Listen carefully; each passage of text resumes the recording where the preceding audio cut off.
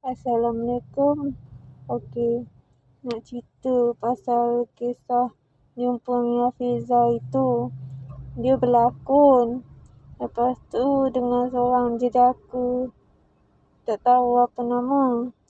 Lepas tu oleh pula manager dia tak bagi tangkap gambar.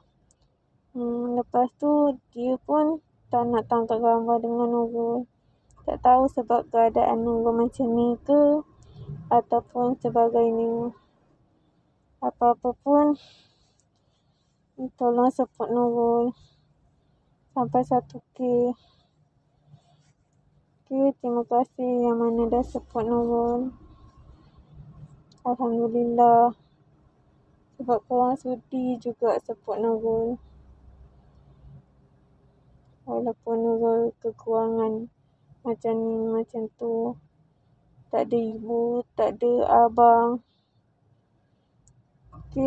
Korang teruskan doa untuk Nurul supaya Nurul boleh cepat sembuh macam biasa.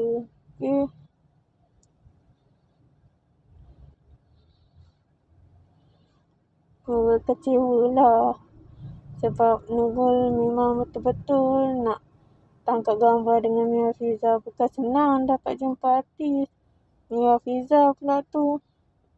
Tapi tak sangka pula Mia Fiza macam tu. Nak cakap sombong pun tak berani. Sebab Nurul bukan ada kat tempat dia.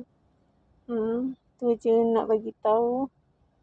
Apa pun, terima kasih yang support Nurul sampai sekarang.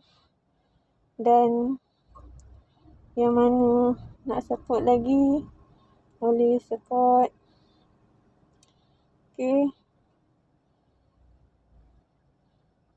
Korang jangan lupa like, komen, subscribe dan tekan lonceng sis Nurul. Assalamualaikum.